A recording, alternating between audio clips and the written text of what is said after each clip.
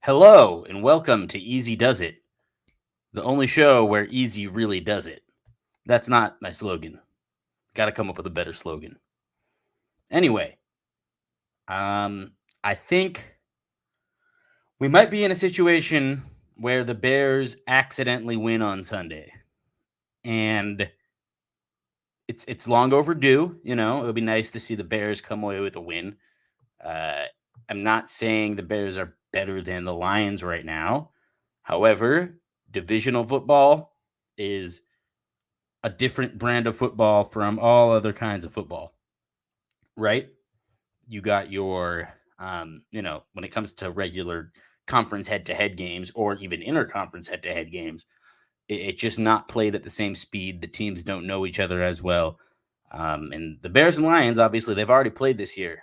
Back when the Bears were still kind of in the hunt a little bit, it was honestly, one might argue that the Bears Lions game in Chicago back in, I believe it was early November, late October, that could have been really when the Bears season started to go off the cliff. Because before that, the Bears were in a lot of the games that they were losing, and like I said, it was they won that game, they go to 4-6, and 4-6 teams, some of them are still hanging around. Teams that were 4-6 at some point. One of those teams that was 4-6 at one point and is still hanging around is the Green Bay Packers. So we're all Vikings fans this weekend. Let's go, Kirk Cousins, bring it home, end the Green Bay Packers season, please. That'd be really cool of him to do that. However, I could very well see a situation on Sunday where the Chicago Bears come away with a win, which would be cool. It would be nice to see the Bears go in to their rival team's territory and beat their rival. That's always fun. However, I still want Jalen Carter, man. I would love to get that draft pick. So it's kind of a win-win, regardless of what happens on Sunday. Um, it would be nice to be able to look back on highlights of a game from Justin Fields' second season and be like, hey, we won that game. That's kind of cool. And I guess we already do have a couple of those games. Houston, New England, and San Francisco. However, I want a little more. What can I say? I'm greedy.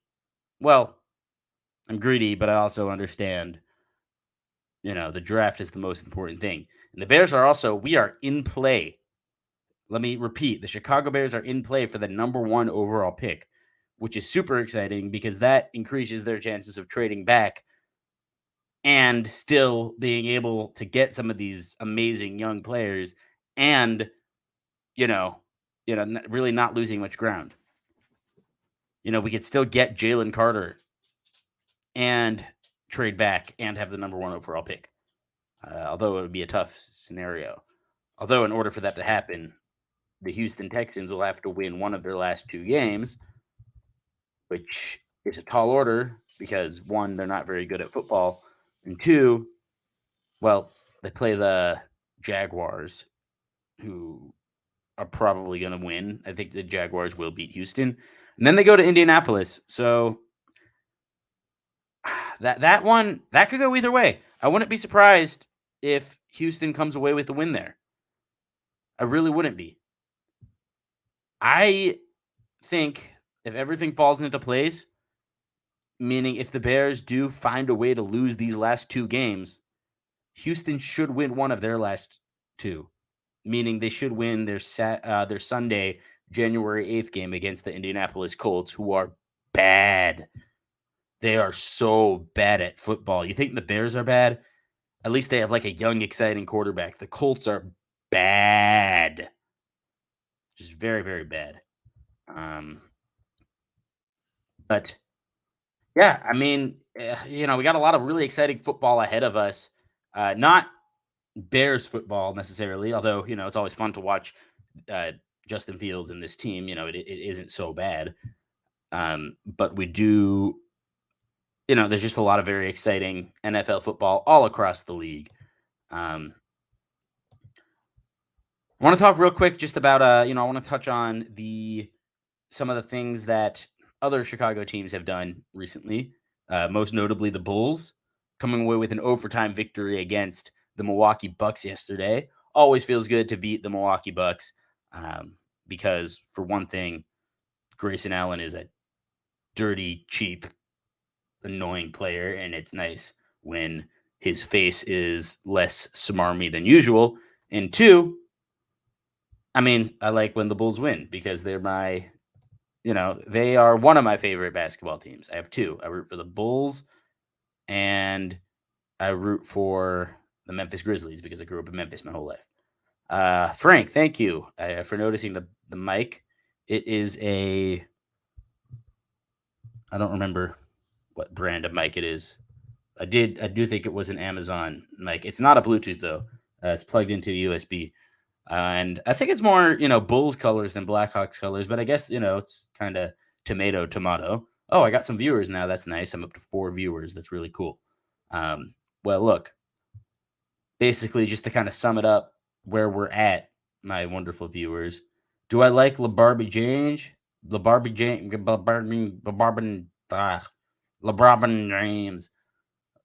I mean, I don't dislike him nearly as much as you do, Frank. I'll tell you that much.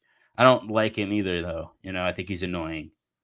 I mean, my least favorite basketball player is Steph Curry because I've said this before. I've talked about this a little bit.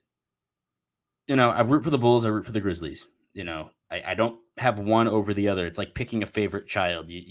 Some people have their favorite children, but like I couldn't do it. I wouldn't be able to do it. When the Bulls would get their asses beaten in the playoffs by LeBron's teams, it always felt inevitable. But it was always like, he would drive through them, and just physically overpower them. Whereas Steph Curry, that baby-faced jerk, would just like send up these crazy shots from 3. And it's just like, that ball is going to go in the basket and your heart is going to break into 1,000 pieces. That is kind of my issue with, there's really no one quite as terrifying as a sports fan to watch than Steph Curry if you're rooting against Steph Curry's team, with the only exception being Aaron Rodgers. And to an extent, Albert Pujols in his prime with the St. Louis Cardinals, I think definitely falls into that category. We could do a whole episode on individual athletes that scare the shit out of me just by virtue of always beating my teams. And, the Mount Rushmore of those players would be, Aaron Rodgers, of course, Steph Curry. I'd probably put LeBron on there. And I guess Pujols, you got to have someone from baseball. And Pujols against the Cubs, if you look at his numbers against the Cubs lifetime, he turns into the best hitter of all time, even though he already might be the best hitter of all time. But, really, Rodgers, of course, takes the cake. What he's done to us over the years is really not cool.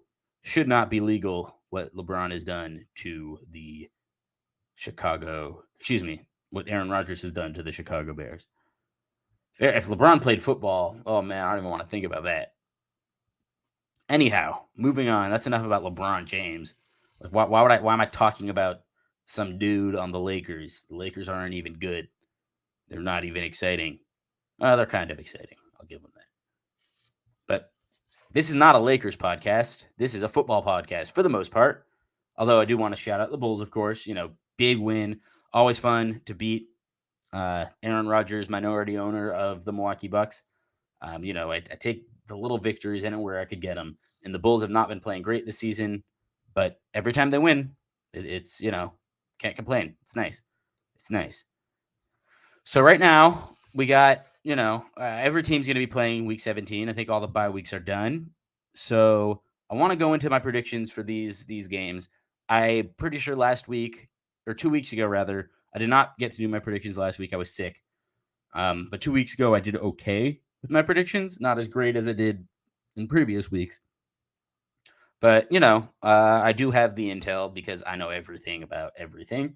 So, spoiler alert, what you are about to hear is going to be the reality of this week's football game. So if you don't want week 17 spoiled, I advise you to not listen to this part of the podcast. Actually, you should listen to this part of the podcast because you all should listen to this podcast. It's the best podcast of all time. All right, moving on. So we got the Cowboys and the Titans. They're playing right now. Dallas is up 10-6. Dallas took an early lead, and then they went up 10-0. A couple of field goals have made it a 4-point game going into halftime. I have not been watching this game, honestly. It just doesn't interest me that much right now because I know the Cowboys are going to the playoffs, and I know that the Jaguars Titans game, week 18, the last game of the season, that's really what's going to determine the division. I do think Dallas will end up winning this one. They're just better right now than the Titans are, and I'd just be very shocked if the Cowboys choking started this weekend. But we'll see. We'll definitely see if that holds true. But yeah, I do think Dallas, obviously I have a bit of an advantage here because Dallas is already winning by 4 points, but I do think Dallas will hold on to the lead. Moving on, we got a battle of the birds. We got the Atlanta Falcons hosting the Arizona Cardinals. Now this one, a battle of two historically underachieving teams. I think this game could go either way. I do like Atlanta to win this one just because I think they're slightly better. I could also, I could see I could see Arizona coming out on top, but I do think Desmond Ridder is going to be just good enough to get his guys a win. Arizona is very much done at this point in the season. They're out of the playoffs. I think the Falcons can still clinch a playoff spot. Because they're in that. Oh wait, no, I don't think they can at this point. Actually, at 7-10, I don't think they can make the playoffs. They need a lot of things to break their way. But so both teams are pretty much playing for pride at this point. So I'm not going to dwell on this game any longer. I'm going to say Falcons get the win 20-17. Then we got the Dolphins going into New England to play the Patriots. The Patriots have been very much underachieving. Let's see what Frank says. Cowboys defense is struggling. They can't stop the run, so Titans might pull it out. Yeah, I could see it happening. I do think Titans are kind of one-dimensional. But yeah, if they can't, if Dallas can't bottle up the running game, they're kind of screwed. What's up, guys? Welcome. Bunch of new viewers just poured in, so that's nice to see. But yeah, I do think the Cowboys will end up getting this win. However, I could, crazier things have happened. All right, moving on to Dolphins and Patriots in New England. Tua Tagovailoa has been excellent against New England in his career. But oh my God, did he stink last week?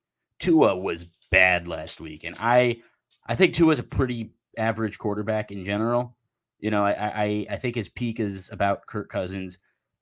His floor is very bad. Like when he's at his worst, he is horrendous. And that fourth quarter against Green Bay was some of the worst quarterbacking against Green Bay I've ever seen. And I'm a goddamn Bears fan. All right. I've seen Cutler go up against these guys, Trubisky. Who was that? We've had other guys go up against. I mean, Josh McCown beat him because Josh McCown is the best quarterback the Bears have ever had. But other than that, I've seen terrible quarterbacks go up against Green Bay. But Tua last week, fourth quarter against the Packers, horrendous performance. 3 interceptions, and none of them were like, oh, well, it hit the guy in the hands. Oh, maybe it was just like miscommunication. No, these were bad interceptions. It looked like he was throwing it to the defense. Tua isn't expected to play, I'm finding out. Yeah, that's probably better for the Dolphins. Honestly, Dolphins will benefit from that because Tua has been very, very bad lately. I went to the game at Los Angeles when they played the Chargers, Dolphins at Chargers, and Tua was horrible in that game too. So maybe Tua is just a very inconsistent quarterback. I don't think he's bad per se, but I do think he's very, very inconsistent. If they go to New England, they had a good comeback last week, but didn't get the win. Obviously, they had that embarrassment against the Raiders, which was hilarious, and also a game they should have won. I do think New England will get the win this time. I think they'll get right this week against Miami. I've been saying it all year. Miami is not built on sustainability. They're built to win September, October football. But They're not a consistent team. They have two of the best receivers on the planet, and they still only have how many wins? 7? No, wait, 8 wins, maybe 8 or 9 wins. 8 wins. Yeah, like they're a very mid team. And supposedly was concussed in the second half. Yeah, well, Tua's young, so I can't really say he's never been a second half quarterback because I'm pretty sure he's only played 2 full seasons up until this point. But fair, and if he was concussed, then the NFL dropped the ball on that one. Speaking of dropping the ball, I don't really know how that segue is going to work, but we got a really fun one between Indianapolis. No, not Indianapolis. I was looking at the Colts. The Panthers and the Bucks. This game's actually interesting because it does have very real playoff implications. The Bucks have been bad this year, offensively especially. Their defense is still pretty good, but they've been playing a lot of very boring, uninteresting football. However, they're getting wins. When it comes down to it, they still have Tom Brady, who's able to lead them where they want to be led in the end. And the Panthers at 6-9, they've been playing some pretty good ball lately. Sam Darnold is I don't want to say he's good, but he's not nearly as boring as he's been in recent years. He's got some wiggle to him. He's an interesting quarterback. And Carolina is very much alive to win their, if they win this game on Sunday, they are the front runners to win the NFC South because they have already beaten the Bucs once this year. I think the NFL is going to definitely push to get Brady into the playoffs. And that's why I do think the Bucs will win this game. But I think it'll be close. It'll come down to the wire. It's just funny seeing Sam Darnold go up against Tom Brady in this, in what used to be, not a very interesting game. Brady used to obviously own him back when he was with the Jets for a couple of years there. But yeah, I like Tampa to win this one. I'm going to say 23-20. I think it'll come down to the wire. Again, that Carolina defense is nice. They have some very good players, good defensive line. Brian Burns, really, really solid defensive player. But yeah, this game really kind of for all the marbles in the NFC South. It's for all the marbles, but shitty marbles, knockoff marbles. I don't think marbles is a brand name, but this game is for all the bad marbles because it's a very bad division. So you heard it here first. Buccaneers will get this win. Hopefully, I'm wrong about that. I do want to see Carolina win because I'm tired of the Bucs. I'm tired of Brady. I'm tired of number 12. If you're a quarterback and you wear number 12, you could piss off. Unless you're Josh McCown. I love you, Josh McCown, but you don't play anymore. So, all right. Indianapolis Colts going into New Jersey to play the Giants. Giants need a win desperately. Colts do not need a win because they suck. They played horribly in Monday Night Football against the Chargers. Congratulations to the Chargers, by the way, for clinching a playoff spot. They are my AFC team because I live in LA. So, might as well just root for them because they play in my backyard. How cool would it be if a football team actually played in your backyard? Literally in your backyard. You just go outside and they're just on the grass. You're cooking up burgers and there they are just going at it at the 30, 40, 50-yard line. It'd be a lot of fun. I don't think my dog would appreciate it, though. But that's not the point. Point is, the Colts are not very good at football, and they're playing the Giants, who are pretty mediocre at this point in the year, but they've had a good enough season. I do think Daniel Jones and company will get the job done at home against the Colts. If they lose to the Colts in the Meadowlands, that is pretty embarrassing. That would be a colossal loss for them, but I don't think that's going to happen. I think they will wrap up their playoff spot with a victory over Indianapolis, and I think it will be a pretty convincing win. Let's say 24-10, a couple touchdowns for for New York rather. Saquon Barkley, I think he's going to get a couple scores. I'd say 2 touchdowns for Barkley. Future Bear Saquon Barkley, probably not. But yeah, I do think the Giants will get the win. Saints going into Philadelphia to play the Eagles. I'm pretty sure the Eagles will lock up the number 1 seed if they win this game. And they should win this game because the Saints are not. Well, it's not that the Saints are kind of they're kind of like the avatar of professional football teams in that they aren't good, they sometimes look cool, when they do like the Taysom Hill shit and, like Kamara is kind of fun to watch. But at the end of the day, they are a very boring, bland, basic team, and they are not good. They're just not that good. They are boring. They are poorly written, poorly designed. So yeah, this metaphor kind of works, I think. But I don't think the Saints have anything to beat the Eagles. Regardless of whether it's Gardner Minshew or Jalen Hurts, I don't think it matters. I think Philadelphia bounces off from last week's loss against the Cowboys by winning in a big way. I'm going to say 31-13. Philadelphia gets the dub. Broncos at Chiefs. I mean, yeah, the Chiefs will win. Patrick Mahomes and company owns everyone else in the AFC West. So, yeah, I'm going to say Kansas City gets the win convincingly. They'll play around a little bit. They'll probably have I could see a couple turnovers here and there. But I think in the end, they'll win by a couple scores, 27-17, Kansas City. We got, of course, our Chicago Bears, the beloved Chicago Bears, going into Detroit. I made my prediction last week. I'm sticking with it. I think the Bears are going to win this game. And it'll be fun, I might be a little upset about not having that pick, but, I can't always have my way. Chicago gets the win 23-17 against Jared Goff and the little Pussycats. Nah, that's mean. I don't hate the Lions. I don't have it in me to hate the rest of the NFC North, you guys. Like, yeah, of course, I hate the Packers with every fiber of my being, but there's not enough fiber in my being to hate the Vikings and the Lions. I don't like them.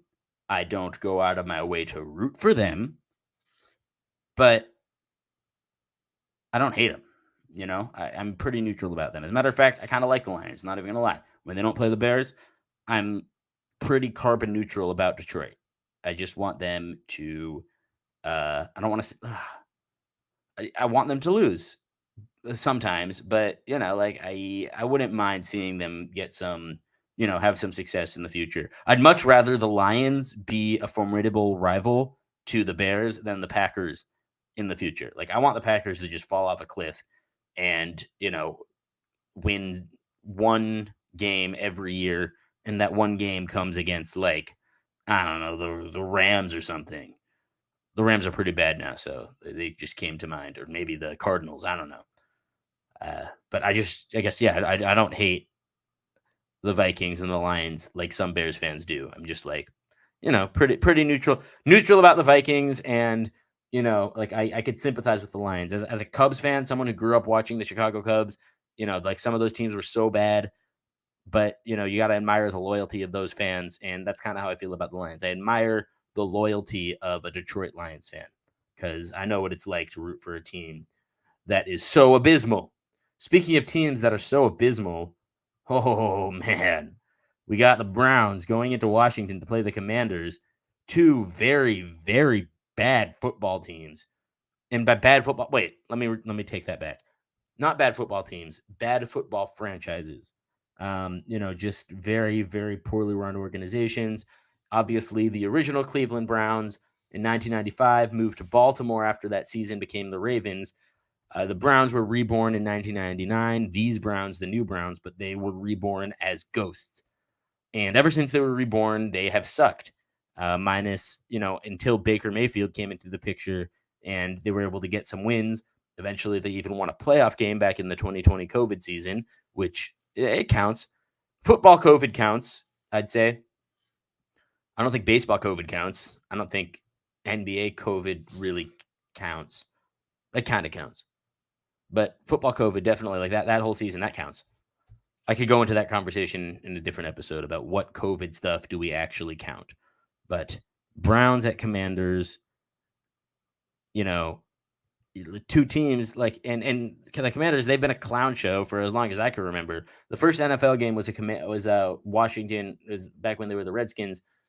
Went to DC to see to go to a football game with my aunt and uncle and cousins, and Washington won.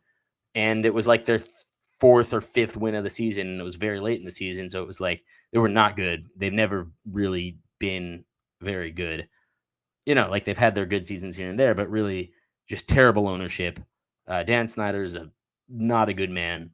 And, they've just been a very poorly run organization for a long time. So these are two organizations that are not run well at all. However, in recent years, they've had stammerings of success here and there.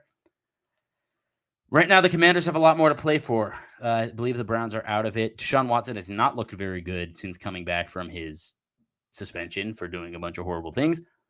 I like the Commanders to win this game and hopefully lock up that last playoff spot should Green Bay lose, which I don't think they will, but I'll get into that in a bit. I like Washington to come out on top in a close one. I think it'll be a nail biter. 21-19. Washington gets the win. Jacksonville going into Houston to play the Texans. This one, ooh, man. This is would be a boring game, but the Texans have been playing interesting football lately. Like they gave the Chiefs everything they had. They gave the Cowboys everything they had. And those games were very compelling, very exciting. For a 12-1 team, the Texans are not horrendous. Like one of the better 2-win teams I've seen. That being said, I think Jacksonville is better. Trevor Lawrence has been playing out of his mind these past few weeks. And I do think that they will manage to get a win by a touchdown. Let's say 6 points, 27-21. I like Jacksonville to win. Now moving into the afternoon slot. I'm talking about the 10 a.m. games because I am on the West Coast. So moving on to the afternoon slot starting at 1:05. San Francisco going into Las Vegas to play the Raiders. Raiders, they recently benched Derek Carr in favor of, why am I blanking on his name? Let me look it up. Derek Carr benched. Let's see. Who's their backup? Google, come on.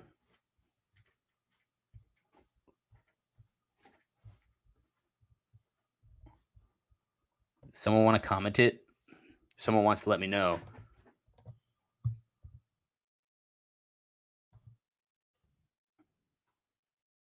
Oh, Stidham. Right, the Auburn kid, Jarrett Stidham.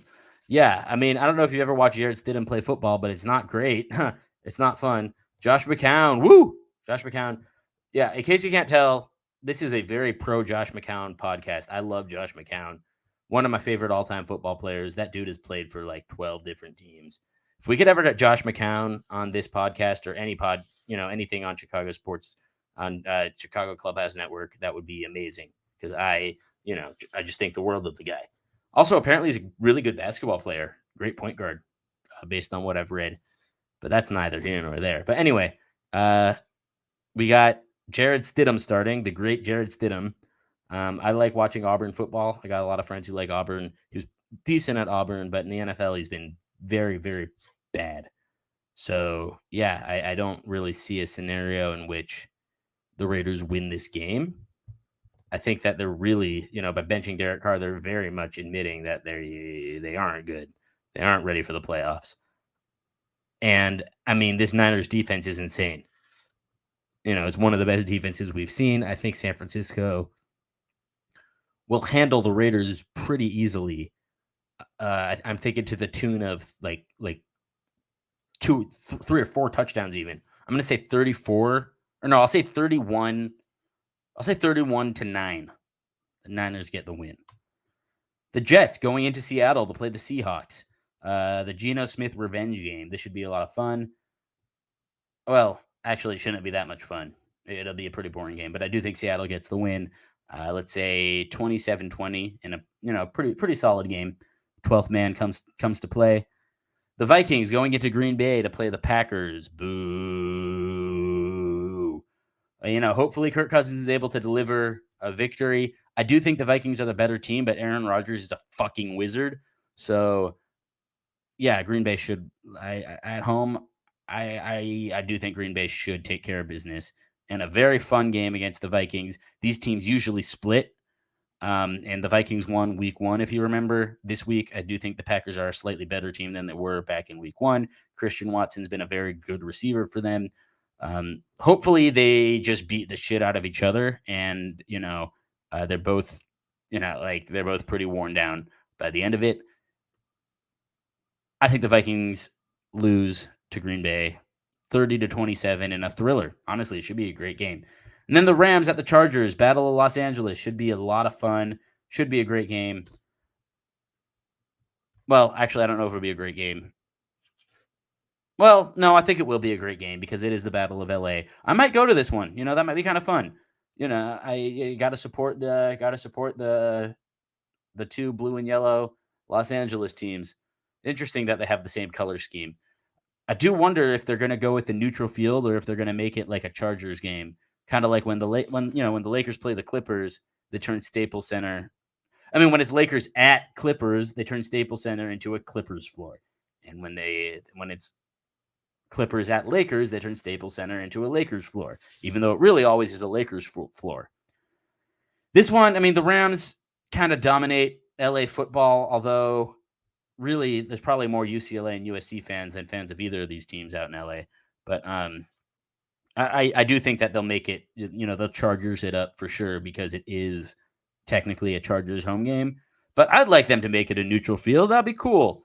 You get drunk enough, you convince yourself it's the Super Bowl. But that's not the point. Why does that even matter? Who cares about that shit, Elijah?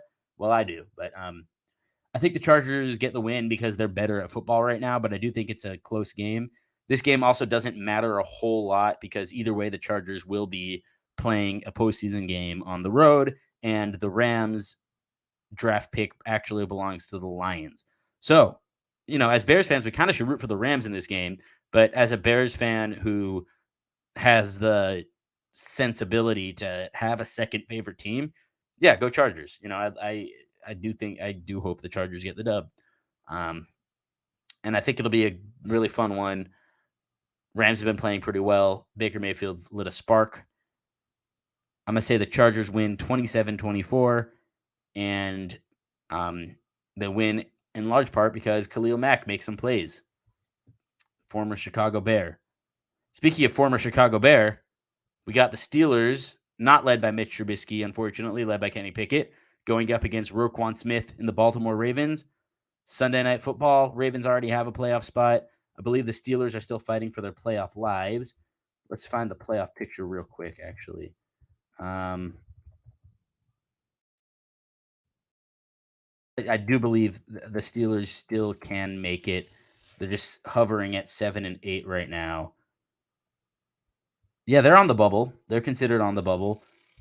Yeah, but they need a win to stay in the hunt. I just don't think that the quarterback play for the Steelers is good enough at this point. Either quarterback. I don't care if it's... What up, Anthony? Sorry, just saw your comment, man. What's good? I don't care if it's Trubisky. I don't care if it's Pickett. I don't think the Steelers have enough firepower on offense to win this game. I think Mike Tomlin gets his first ever under 500 season. I don't think he's going to get fired, but I do think he'll have an under 500 season for the first time in his career, which sucks for him. I don't really care, though, because I've never cared for the Steelers. I root for them if Trubisky plays because I love Mitch Trubisky. Not afraid to say it. I don't think he's a very good quarterback, but I love the guy. He's cool. He's so much more fun to watch now that he's not on my team. I'll just leave it at that. But yeah, I think these games are always really fun between these two teams. Great rivalry. One of the best rivalries of my childhood for sure. Definitely like when it comes to like great football in the 2000s, you got the Patriots, you got Peyton Manning, and you got Steelers-Ravens games. And I do think this will, like that tradition will continue in, this week. I like Baltimore to get the win, though, at home. They're just a slightly better team right now. And a very, very characteristic game of these two teams. And I think we're going to get a kind of an awkward score. Not a scoregami, but an awkward score. Actually, you know what? Fuck it. We're going to get an 18-11 game. So that's going to be some scoregami. The Bears could have won with Mitch if Nagy wasn't such a tool. Yeah, I agree with that. Sure. Yeah, I think we could have won some games if Nagy wasn't Nagy. I still think Mitch Trubisky definitely has his limitations. I'm not gonna sit here and be like, oh, he could have been Joe Montana. If it wasn't for Matt Nagy, no, that's not true. He, he has his limitations. He makes a lot of mistakes, but yeah, like he definitely was limited as well by Matt Nagy. Both things can be true. I wouldn't want either. I wouldn't want Trubisky as the starting quarterback on my team, but I really wouldn't want the bald coach guy, who I'm not allowed to say. I realize I'm not really supposed to say his name on this show, but Matthew N, I'll call him. Would not want him coaching my team either. 3-2 game, that'd be great. I'd love that. Oh, I'd love that. That would be beautiful. How about, you know what? I'll do you one better, Frank. How about 4-3? How about 4-3? That'd be fun.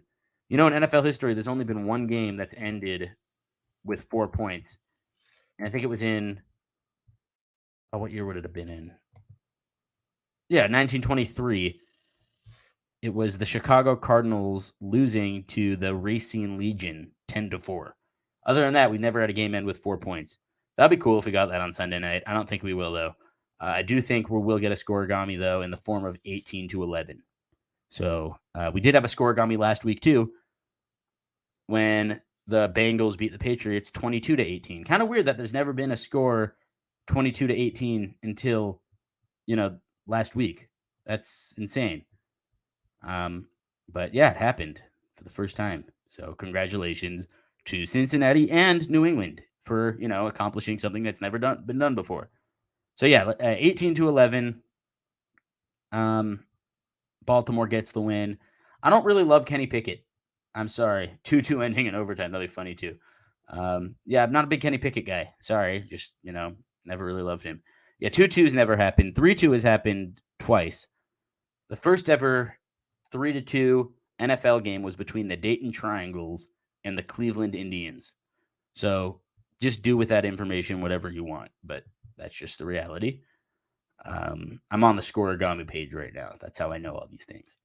By the way, if you don't know, Scoregami is the art of creating NFL scores that have never happened before, and I'm very much obsessed with it because I think it's cool that in football, scoring is awkward. You can't get 1 point at a time unless, well, there's one way to get 1 point, but it's almost impossible. It'll never happen. And if it does happen, it would be hilarious. But I don't want to get into that right now. I'll post a link to the Facebook page that explains how to get one individual point in football. But I don't feel like explaining it because it's kind of hard to explain. All right. Anyway, moving on. So yeah, we talked Rams Chargers, we talked Ravens Steelers, and then finally we have probably the most exciting Monday Night Football game of the season with huge playoff implications. Buffalo Bills going into Cincinnati to play, the Cincinnati Bengals. This should be a lot of fun. The Bills obviously hold the number 1 seed in the AFC right now, but if the Bengals manage to win this game and the Chiefs manage to beat the Broncos and then the Raiders in the last week of the season, did they play the Raiders? Wait, is it the Chiefs Raiders? Let me see.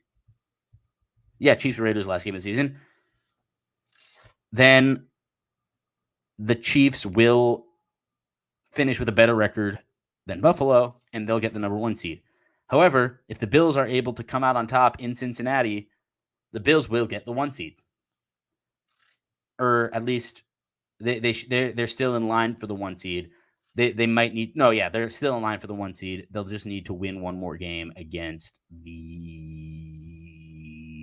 Patriots, which they should do. They should take care of business against New England. But let's see. I'm pretty sure. Yeah, this game, depending on how the Ravens-Steelers game goes, where I think if the Ravens win, they keep the pressure on the Bengals to win this game in order to win their division. So, and then I believe the division will come down to a game between the two of them, week 17. God, don't you just love football? I love football, man. The way that the end of the season plays out, it sucks that the Bears aren't in it right now, basically, like at all. But it's still just so much fun to watch. It's so much fun to watch these teams. I wish the Bears were in the thick of the playoff race or, number 1 seed, whatever. But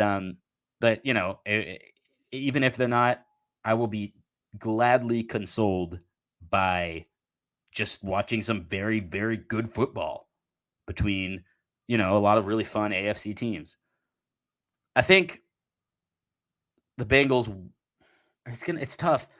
It's hard to bet against the Bills because they've been the most complete team this season, but I can't bet against Joe Burrow. I really can't. I'm going to hit you with a hot take after I tell you the prediction. Cincinnati wins this game in a thriller, Monday Night Thriller, 33-30. I'll call overtime too. Evan Kickfierson, game-winning field goal. And that leads the Chiefs to getting the number 1 seed.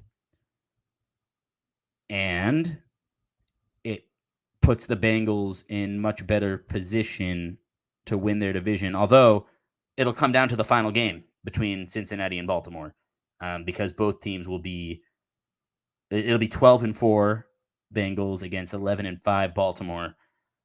And if Baltimore wins the last game of the season against Cincinnati, they get the tiebreaker because they beat Cincinnati earlier in the year. Also, if the Chiefs do somehow lose against the Broncos and or the Raiders, and the Bengals win out, then the Bengals get the 1 seed because the Bengals have the tiebreaker because they beat the Chiefs earlier this year. So really a whole bunch of different things can happen. Right now, the Bills are sitting pretty, but they are going to have their work cut out for them on Monday Night Football, and that's going to be a hell of a game. Hell of a game. I'll just tell you that. Now, I want to check the Cowboys score real quick. Cowboys, okay, they did score a touchdown. They're up fairly comfortably against the Titans. Not comfortably, but, they got an 11-point lead late in the game. I don't think they're going to blow it. I don't understand why people think Mike McCarthy's a bad coach.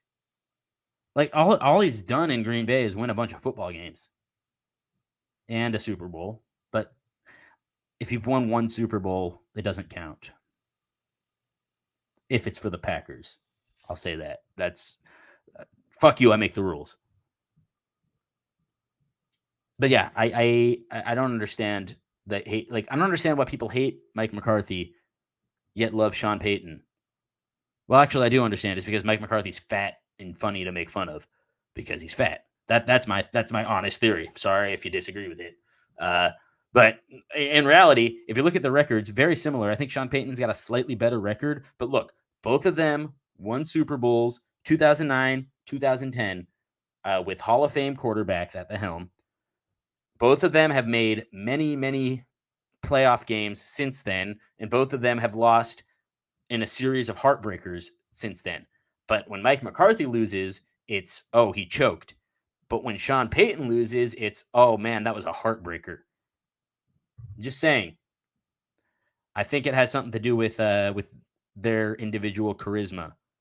But I just don't understand why people chastise McCarthy for losing in the same manner that Sean Payton does in the playoffs. I'll never understand it, honestly. But yeah, I don't think it's the Cowboys' year. I do think that they will end up choking anyway, because that's kind of what the Cowboys do. But, I don't think Mike McCarthy is nearly as shitty of a coach as people think. And I think, I was skeptical when the Cowboys hired him because, I had just known him as the guy who leached off of Aaron Rodgers. But then I saw, what like that he was able to win some games even with Dak Prescott playing poorly or with Dak Prescott being injured. And then I remembered that McCarthy was able to hold it down with Matt Flynn for such a long time. In 2013, I think the year was, he was able to win some games despite Aaron Rodgers being shelved. So I guess the point I'm making is Mike McCarthy gets a bad rap because of Sean Payton, but the reality of those two men is that they've had almost identical football coaching careers. The difference is, I think Payton has a couple more. I think Payton's win percentage is a little bit higher, but not much. Really not much. So next time a Dallas fan tells you we're going to fire Mike McCarthy and hire Sean Payton and it's going to be a great move, tell that Dallas fan to shut the fuck up because it's kind of a lateral move. I mean, maybe Sean Payton is this brilliant offensive mind or whatever, but we know how offensive gurus go. And if you say McCarthy's nothing without Aaron Rodgers, well, what's Sean Payton without Drew Brees? Just saying. So that's one of my hot takes. I also promised another hot take. Patrick Mahomes is the best quarterback in the NFL. That's not the hot take. That is a fact. Who's number 2? Is it Josh Allen? Is it Herbie? Is it still Aaron Rodgers or Brady? No. It's Joe Burrow. I think that I would go as far to say that Patrick Mahomes and Joe Burrow are 1A and 1B. People forget how impressive Joe Burrow's playoff run was last season. This man, they win their first playoff game against the Raiders, pretty ho-hum. Then they go into Tennessee against this defense. Joe Burrow gets sacked 9 times. It might have been 7. It was 7 to 9. Somewhere, I think he was sacked 9 times that game. He was on his ass. He was on the ground so many times. And yet, he still managed. He led really good drives, got his team in position, and led his team to the victory against the Titans in, very underrated playoff game. Then they go into Kansas City, come back from 3 touchdowns down, and beat the Chiefs. Mahomes goes in, beats Mahomes in a huge game. And then in the Super Bowl, okay, they blow it. They lose. They were up, I think they were up 20-10 at one point, and the Rams came back. But people forget, Burrow had his appendix all fucked up that game. The Rams were able to get to the quarterback a good bit and knock Burrow on his ass a few times.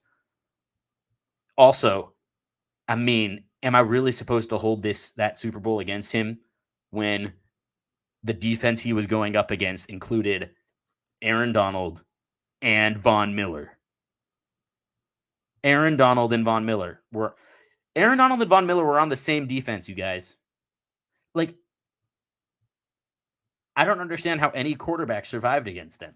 I know it's like, oh, it's not prime Von Miller. It's, he was a little, he's kind of old. No, look, on third down, Von Miller is still an absolute menace.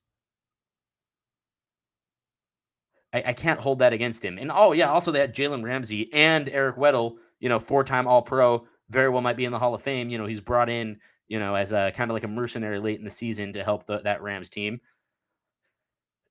Also, they got A'Shawn Robinson, who's just like this absolute tank, and Leonard Floyd, just who is plus player, former Bear.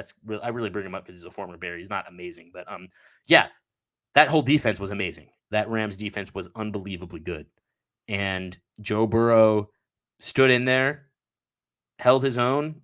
Yeah, they didn't win that game, but that was a gutsy ass performance by Joe, and I think he's proven at this point that you can't count him out at all. And he's got a good record against Mahomes. I think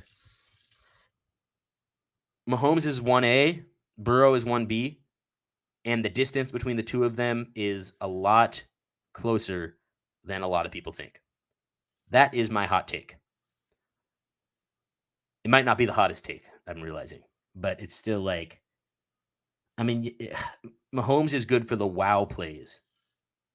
Mahomes makes plays, and Josh Allen makes plays that make me think of Brett Favre, which is good and bad at the same time. It kind of coexists.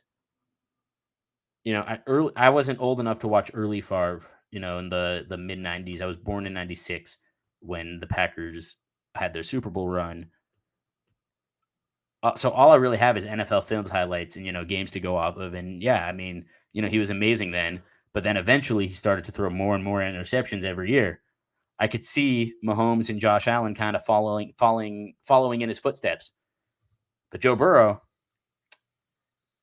he's a technician. He picks you apart. And also, it helps that he has some very, very good receivers. I'm not going to lie. And that's I can't say that's not a factor in his game, but what quarterback doesn't have great receivers? I don't know how Joe Burrow would be if he didn't have Jamar Chase, but I also don't know how Jamar Chase would be if he didn't have Joe Burrow. I think they'd both still be very, very good players without the other, but they also bring out the best in each other. It's the closest thing I've seen to Marvin Harrison and Peyton Manning. And I know that's lofty praise, but it's true. I mean, Joe Burrow is kind of like the modern Manning, and Mahomes. I can't really say Mahomes is Brady because he doesn't have the rings yet. He has one ring. I think Mahomes plays more like Rodgers did, which is why I'm very glad he's in the AFC. Oh, I'm very glad he's in the AFC. Of course, oh my god, I can't believe and of all teams to pick to root for, I picked the Chargers, so it's like, all right, we're gonna watch another wizard quarterback torment my team twice a year. But I'm not as there's not as much not nearly as much vitriol there as there is for the Packers. Like, yeah, I don't particularly like the Chiefs, but like I root for them in the Super Bowl. Like I respect them. Like I actually, I do like the Chiefs. I'll go as far to say, yeah, I like the Chiefs. I like watching Mahomes. I hope, obviously I want the Chargers to win more than the Chiefs do, but like I wouldn't mind seeing the Chiefs get another ring, whatever. Like I like Andy Reid. I like Mahomes. I didn't grow up hating them. So yeah, I mean, I don't have that same vitriol, but twice a year when they play the Chargers, of course I want the Chargers to win. LA, baby, represent. So yeah, I guess that's kind of where we're at. We got the those are your predictions, those are your spoilers for week 17. I still don't love this whole 17 game schedule. I miss when it was 16. It was just very clean, easy number. 16 games. The season is divided into quadrants. I feel like that 17th game is clunky and superfluous, which is a good band name, Clunky and Superfluous. 1 second. Excuse me. That was unprofessional. So, right now, I still am, just based on the way I think that these games are going to break down, and I'm going to, when the playoffs come, I'm going to do a full playoff prediction episode. We'll probably have a lot of people on for that. Oh, man. Right now, based on how I think everything will break down, I think the Super Bowl is going to be the Andy Reid Bowl and the Kelsey Brothers Bowl, Eagles, Kansas City, because I do think the Chiefs are going to sneakily get that number 1 seed by virtue of the Bengals beating the Bills. And I don't think they're going to blow it this time. I think that what they have going is more sustainable than what they had going last year. And I think the Eagles, I think they showed last week, even with a backup quarterback, they went toe-to-toe with one of the best, probably the second best team in the NFC. Well, third best. Niners are the second best. Oh, the Niners. Shit. It might be the Niners too. But yeah, right now, if my Super Bowl prediction today, which as far as I'm concerned, my Super Bowl prediction isn't due until the end of week 18. But today, if I had to predict, I do think I'm leaning towards Eagles and Chiefs. But that's subject to change. But as of right now, yeah, I think we're going to get that Andy Reid Bowl, which is kind of fun. I don't know who I'd root for. Both teams have won recently, and I mean, I guess I'd probably root for the Eagles because Jason Kelce is Travis Kelce's older brother, and I'm an older brother, and so it's represent. That's why the John Harbaugh Bowl, or the Harbowl between John and Jim Harbaugh, I was happy that the Ravens won, especially in retrospect, because John Harbaugh was the older brother, and I'm an older brother. I'm also a younger brother, but to a sister. My sister doesn't give a shit about football, but she's a nice person. Not that it matters right now for what I'm talking about. But anyway, that's kind of where I am with the NFL. I did say I was going to talk briefly about baseball. The Cubs, I'm a Cubs fan. I know a lot of us are Sox fans. I think the Cubs have had a very bizarre offseason. I'm going to go ahead and grade our signings real quick. Then I'm going to talk a little bit about the White Sox too, because I like something the White Sox did. The Cubs, bringing in Dansby Swanson. I think that's a decent signing. Not great, but it is nice to have a sturdy, dependable shortstop for the next 7 years or so, especially one with power, good power from Swanson. 20, 25 plus home runs a year is nice. I give that signing a B minus, solid B minus. Then they got Tucker Barnhart, really good defensive catcher, decent offense too. Kind of a switch hitter, but not really. I don't know. Based on everything I've read, it says he is a switch hitter, but like sometimes he's gone to just batting lefty. But like he's okay at the plate and really good behind the plate. I love that signing for the Cubs.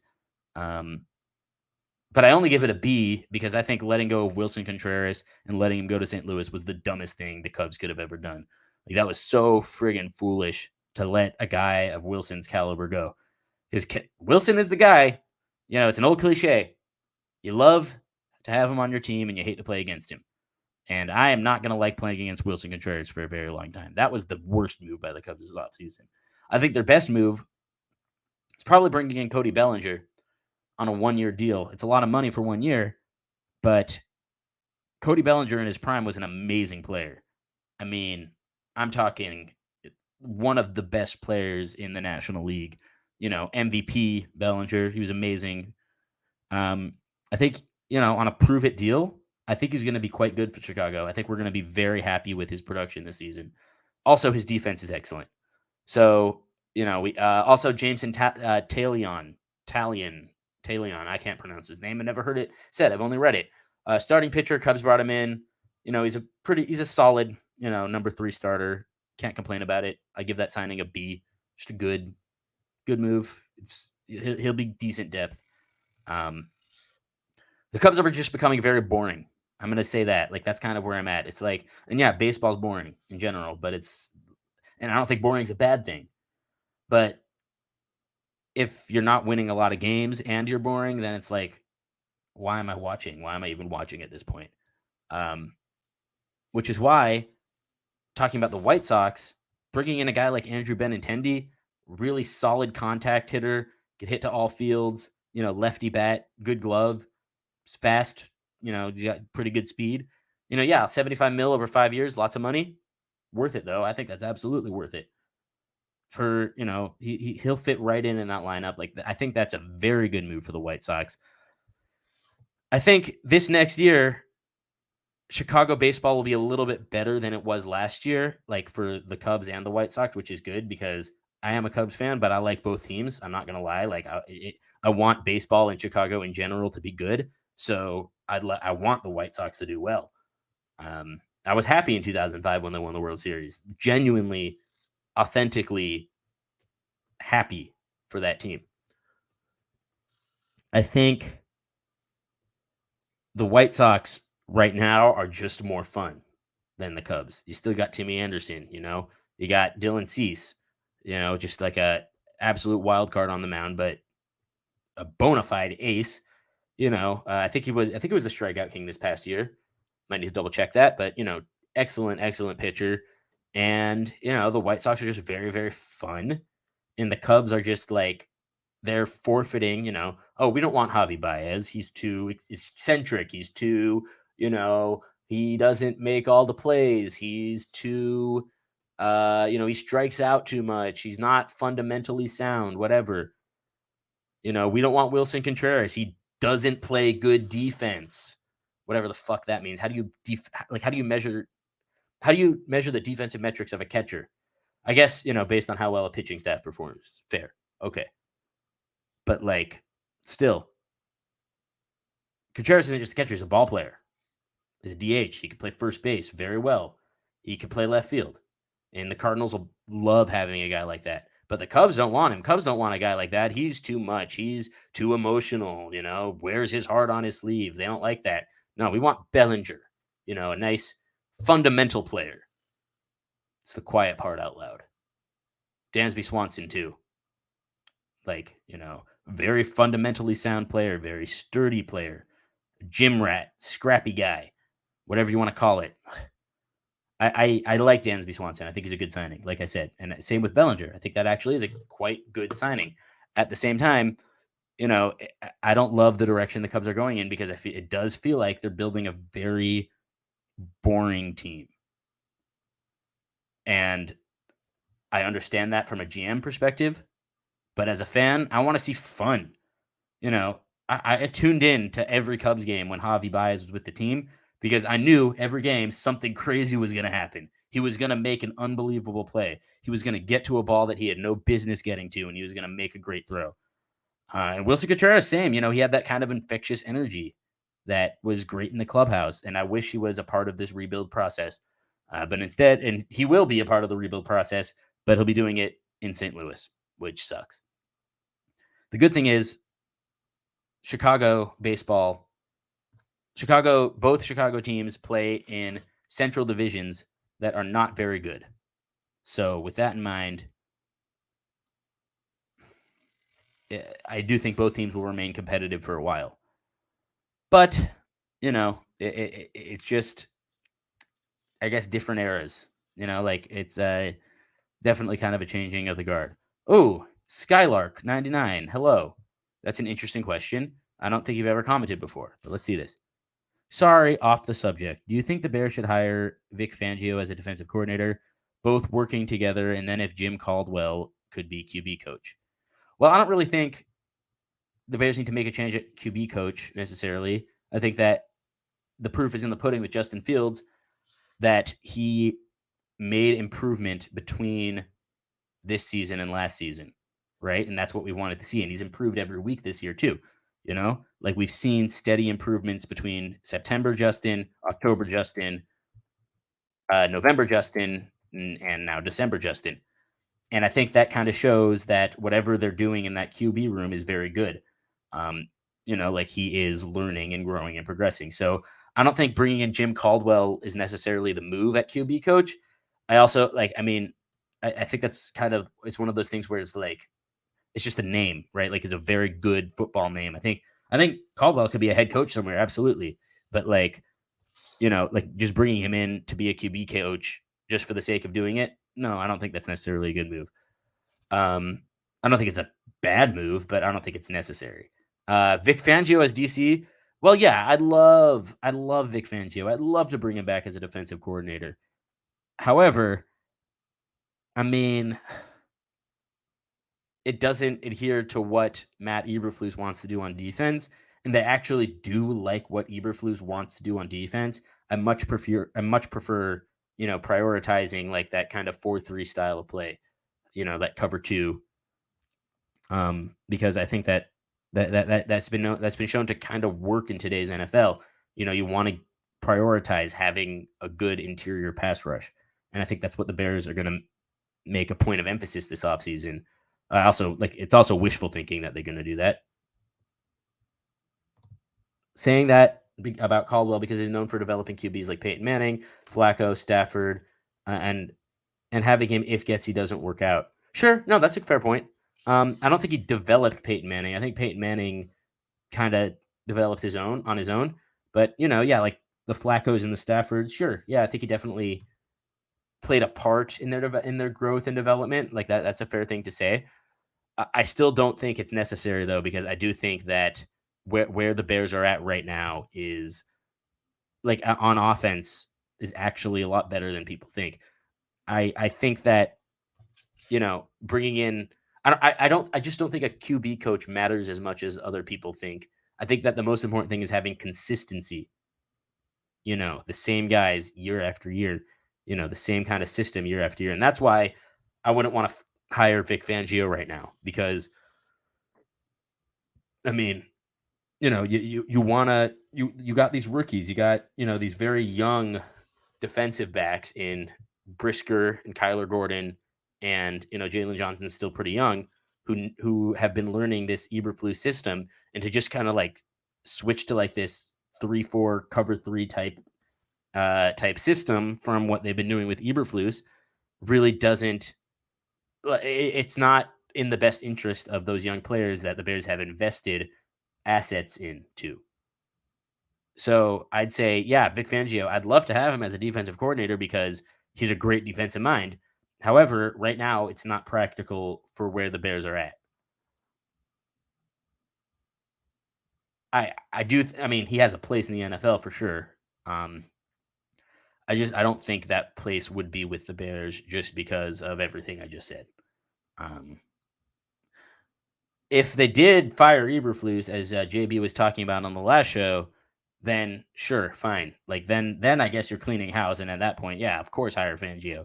But I don't think that they're gonna fire Eberflus. I don't think they should fire Eberflus. I think he's actually a good coach who has some flaws, and it's been 1 year. Like I think absolutely you gotta let him have his second season. But yeah, as much as I love Vic Fangio, I do not think that it's necessary for the Bears to hire him. And I can't blame Alan Williams for having a bad defense right now because, like, they're not paying anyone for one thing, and you got a bunch of rookies in the secondary. You don't have a good defensive line. I can't blame, like, he dials up some blitzes every now and then, and I like that. I think, that's a good thing. It shows that, he knows the importance of getting pressure on the quarterback. I just, it's kind of like, the old Beatles song, Blackbird, right? Take these broken wings and learn to fly. That's kind of what we've told Alan Williams, right? Like, take these misfits, take these players who just aren't very good at football and make a functional NFL defense. And he hasn't been able to do it, but, like, who is able to do it? I have not seen a defense this devoid of talent in a long time. I'm excited to see what Eberflus is able to do with this defense, and I think he'll call the defense for the most part, so, like, the defensive coordinator won't matter as much anyway. I'm excited to see what he does after a full offseason with free agency and the draft. I'm almost certain we'll bring in Bobby Okereke from the Colts, very solid linebacker, and, Yannick Ngakoue might be an interesting signing. Not my favorite, but, interesting player. Daron Payne, if Washington doesn't end up paying him to fill up the middle, Jalen Carter from the draft, then, between Payne and Carter, you have a really good interior defensive line. And then, get some solid, you don't need the best edge rushers in the game. You need solid edge rushers. You need better than Al-Qadim Muhammad, and Travis Gibson's clearly a square peg in a round hole in this defense. So, yeah, I mean, they should go out and get some, really, the big thing is, I think more importantly than replacing coaching on this team, Skylark, is fixing the defensive line. Because at the end of the day, the biggest, and I've said this, I've beaten this horse to death, the biggest problem with the Chicago Bears is the fact that they cannot get to the quarterback.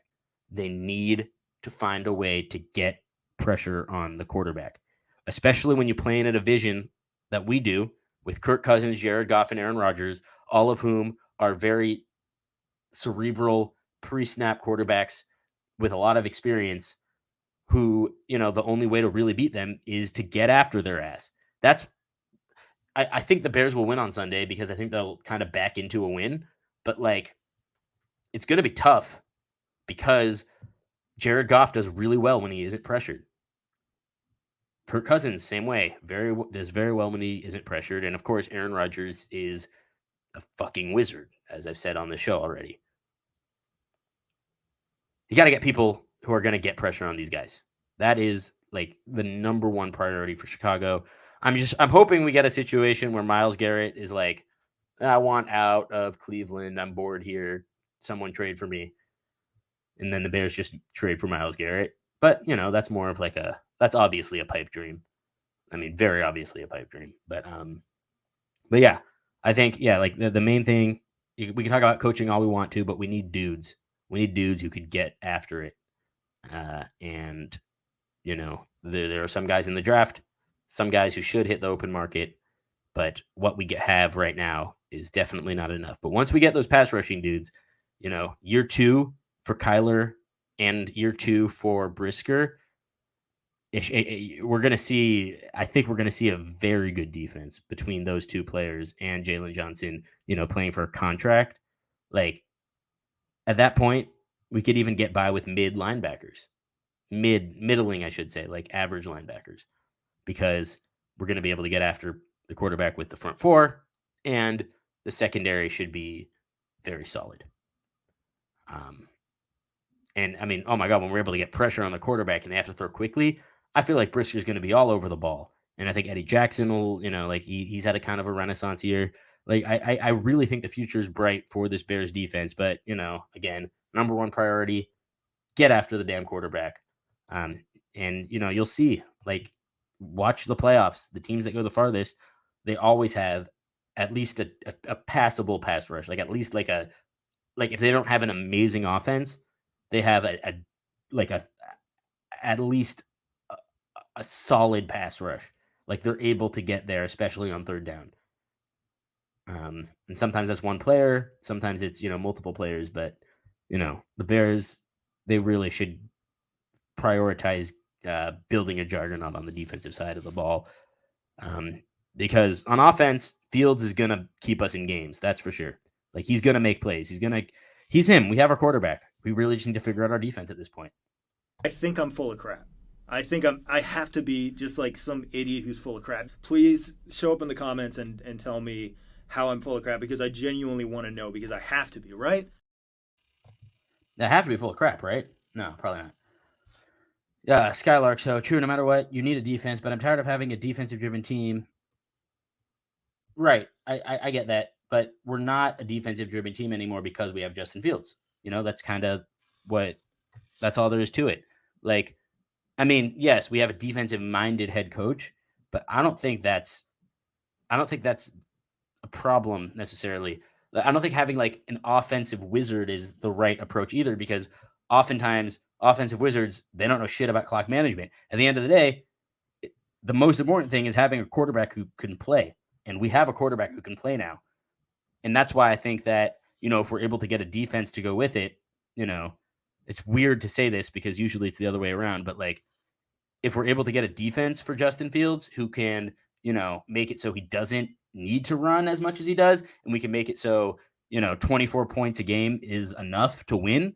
And if we can make it so, he doesn't always have to be Batman and he could be Robin every now and then.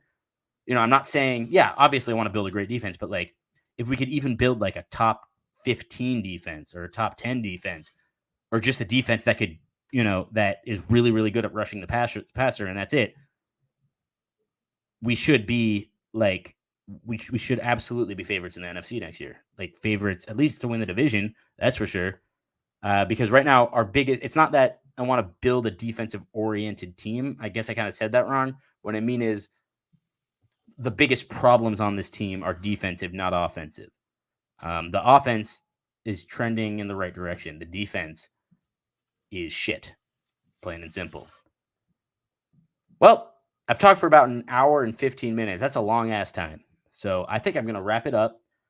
First, I'm going to give you an update on the Cowboys game, because that's the game going on right now. Dallas is still winning by 11. This time it's, they just traded touchdowns. So it's 24-13. Dallas, sitting pretty. They should end up getting this win pretty comfortably, and going to 12-4 rather. I don't think that they're alive for the division. No, they can still win the division, I guess.